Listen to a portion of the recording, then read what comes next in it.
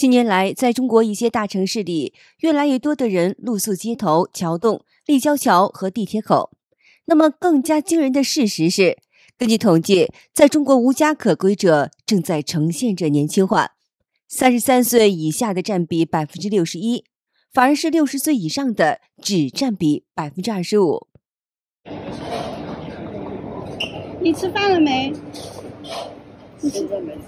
那我幫你點碗麵。可以買水。可以呀，要不要吃麵？不吃麵。不吃麵。吃飯呢？要不要吃飯？隨便。那我幫你買一份。為什麼？因為我看你好像還沒吃，好不好？那你等我啊，你等我啊。在中國大城市裡，越來越多的人露宿公園。這些人中有送外賣的，有失業的，也有剛大學畢業卻遲遲找不到工作的年輕人。有數據顯示，截至2025年5月底，中國約有2410萬人無家可歸，比2020年翻了5.3倍。浙江網友發現，有人蜷縮在公園的涼亭裡過夜。此外，橋洞公園綠化帶商場後門也正在成為越來越多的打工人的臨時住所。我早上來上班的時候，看到門口那個沙發上有杯豆漿沒有喝，我就好奇說是誰這麼浪費沒有喝這個豆漿，我就繼續調那個監控看了一下，原來是那天晚上有個流浪那個女的在門口睡覺，然後早上有個小哥路過了，因為天氣比較冷嘛，那個小哥看到天氣那麼冷，他在那裡睡覺，猶豫再三嘛，來回幾次，後面他就打了個長棍，打了個長棍來給他吃，還給了他錢嘛，我覺得這是正能量來的。我在這個橋洞裡面，再過幾天就差不多住了有2個月了。在這裡呀，也算有一個遮風擋雨、溫暖的小窩啊。每天過着自己的小日子，都被人打擾。橋洞其實也挺好的，這個地方嘛，遮風擋雨。現在是早上7點鐘，可能是他們覺得時間還早，大部分人都沒有醒。他們就這樣長年累月的住在大街上，睡在大街上。廣州大橋的橋底下，最主要的就是送外賣的人，有的是打工，一些就是流浪漢。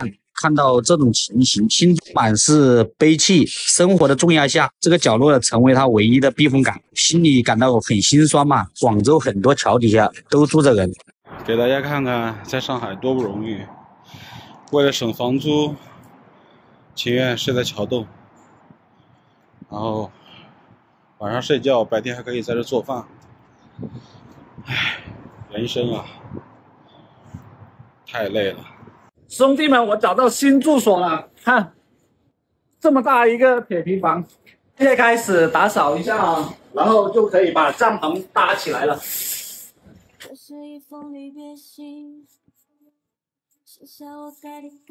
附近都是山旮旯的地方，沒什麼人會來這裡的。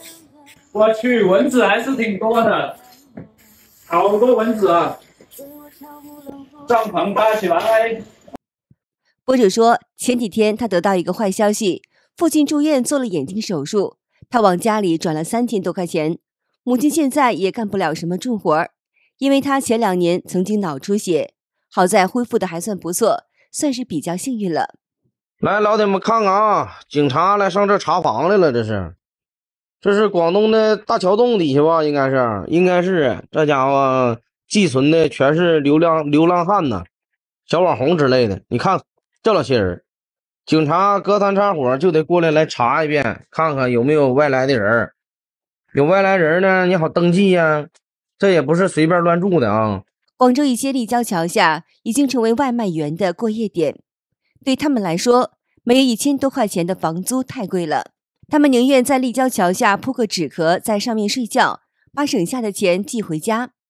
類似的情況也曾經出現在上海，那裡通宵營業的麥當勞成了无家可歸者的臨時庇護點，店員通常不會驅趕他們，默許他們在店內過夜。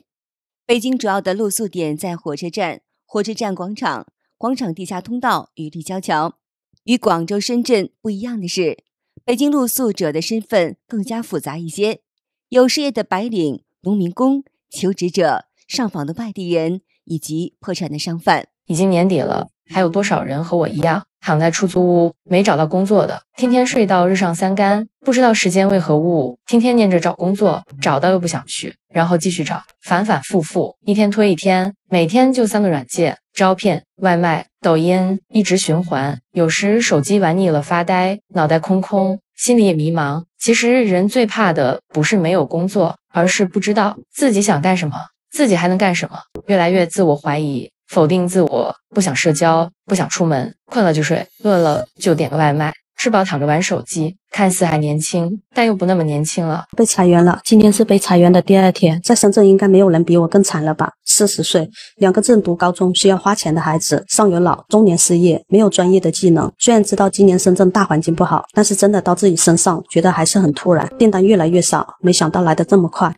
前天還開開心心的去上班，下午就被約談了。公司內部調整，我們部門基本都被裁員了。今年公司效益不好，但是年前裁員我還是覺得很突然的。幹了15年的工作，幾分鐘就被裁了。博主說，想到快年底了，各種開銷接踵而來，她感覺心裡堵得慌。老公剛到新公司上班不久，還沒有完全站穩腳跟，她這邊又突然失業。他們每個月有固定的房租4000塊，還有教孩子的學雜費等等。這一筆筆的支出壓得他幾乎是喘不過氣來。接下來該做什麼？他一時也沒有頭緒。在這麼大的深圳，他突然不知道自己該往哪兒走。深漂的日子不容易，他也只能咬牙撐下去。下班了，被裁了，這次真的被裁了。哎，什麼情況啊？哎，下崗了，還有什麼情況？為什麼突然裁到你的？公司項目不掙錢，我也沒辦法。要不回去請你吃點好吃的？先回家吧，好吧？今天剛放完假，我也沒想到這麼快。今天下午領導給我發消息，讓我去他辦公室，就聊到這個話題。這麼突然啊？博主說自己一畢業就投入工作，一直像陀螺一樣的忙個不停，從來沒有真正閒下來過。現在被裁員了，他只想着盡快找到下一份差事，哪怕是開家餃子館或者去擺攤都行。一轉眼我已經躺平7個月了，從今年的5月份到現在12月，整整當了7個月的鹹魚。剛開始我從深圳裸辭回了老家，我是想着嘛，離家又近一點，可以陪陪孩子啊，陪陪爸媽。在贛州的話，有閨蜜，有好幾個玩得很好的朋友可以一起玩，然後我爸媽可以給我做好吃的，家裡還有5條狗子陪着我，生活特別愜意。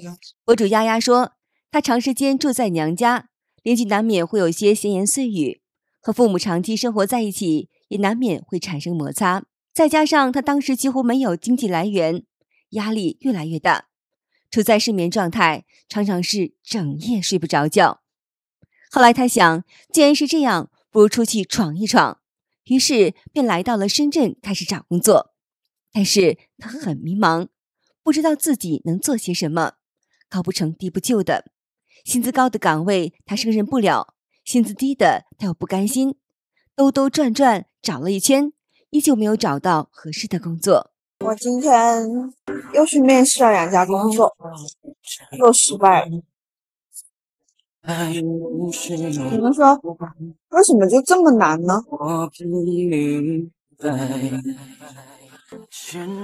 好像陷入了一種無法自拔的焦慮之中。我最近整夜的睡不好，我覺得成年人的壓力真的太大了，真的好累啊，我真的好累。有網友留言，今年大環境不好，找工作的確不容易。現在好多 HR 都是刷 KPI， 不是真正的招工。我39歲被裁了，找工作都好幾個月了，都還沒有找到。馬上就要過年了，現在都好怕過節，親戚朋友都會問，你現在在哪兒工作呀？多少錢1個月？我真的不知道該怎麼回答。我失業了，今天主管通知我幹到今天，主要是老闆認為訂單量沒有那麼大，沒有期望那麼高。其實我之前都有這個預期，也跟我老婆說了。之前下午發給我老婆的時候，她還是有一點小驚訝的，因為她感覺可能會幹到月底吧，沒想到這麼快。但是也是好事吧，早點出來找工作，因為現在也是招聘旺季，很多公司都有這種需求吧。雖然現在年齡確實大了，不好找工作，中年人現在真的很難找。29歲未婚獨居男生，深圳大廠工作，真實打工的一天。早上7點起床，清晨的陽光從陽台照了進來，習慣了早上起來喝一杯水，新的一天就從刷牙洗臉開始。頭髮有些炸鍋，洗了個頭，刮了刮鬍子，收拾利索，便準備出門了。現在這個季節，深圳早晚很舒適，在食堂買了雞蛋、麻花，花了6塊錢，到辦公室就開始了忙碌的一天。中午來食堂吃了豆乾肉絲，花了8塊錢。今天下班有些晚，走出辦公樓，晚風襲來，很涼爽。博主說，他8點多回到家裡，卸下一天的疲憊，換上舒適的衣服，晚上做頓簡單的飯，一天花銷不到20塊錢。他覺得攢錢很重要，他很享受每天這樣簡單平淡的生活。我的烤肉店關門了，我是雲南人，90後，35歲。這個店我經營了3個多月，但是呢，由於各種原因不賺錢，所以不得不和大家說再見了。很多人都勸我不要再折騰了，不要再做餐飲了。但是我辭職在家帶了6年的孩子，脫離社會已經6年了。35歲的中年婦女，連進廠打螺絲都進不去，更何況我還想去找一份適合我的工作，幾乎是不可能的。博主阿婷说自己只會做餐飲，其他的都還不會。接下來他打算開一家小麵館，壓力或許會小一些。你看，花了1100萬裝修的店，今天的營業額得有2000多。在鄭州開了一家閩南菜餐廳，很多朋友都建議我們把店關掉或者換到其他地方去，但是我們的裝修是帶不走的呀。花了800多萬，其實很多錢都是花在大家看不到的細節裡。比如說，你看這個，它是一塊一塊的小磚壘起來的。再看一下上面這些細節，光師傅的工錢1平方的話都1000多塊，而且我們換了好幾批師傅，大家都做不了。女老闆說，店裡這些燈看起來很普通，但其實都是從泉州高價買回來的。為了打造這個海螺造型的樓梯，他們就花了幾十萬。可是花了這麼多的心血，店裡營業額卻一直上不去。如今他也陷入兩難，不知道該怎麼辦才好。他希望大家能給他一些建議。有網友說自己一直住在河南，吃閩南菜還是不太習慣，畢竟這裡閩南人太少了。也有網友說開飯店拿重金裝修是最傻了。如果你菜品好吃又實惠，哪怕你不裝修，照樣也會有人排着隊吃。很多老店藏在很深的巷子裡，又不裝修，照樣吃的人很多。800多萬裝修實在是太冤枉了。各位實體老闆娘不要再焦慮了，你的生意不好，其實說白了跟什麼你的陳列也好，你的價格也好，你的店鋪位置也好，沒多大關係。貨基本都是那些貨啊，價格你說再低，低不到哪裡去。說白了就是沒人。假如說我每天給你店裡30個50個人，你生意照樣做得很好，不是你銷售能力的問題。假如說現在這個時候你把電商關閉3個月4個月，你試一下，整個實體行業都會好。你們認為呢？誰能想象啊，旺季的市場比淡季都要淡。反正是今年加上这個高温天，搞的是哪裡都沒有人，整個大家都覺得12月份這個旺季要大賣這種羽絨服外套了，或者是大賣一些就是冬款必備的一些過冬御寒的性的產品來說，不賣啊，就不是不賣，就是沒有人。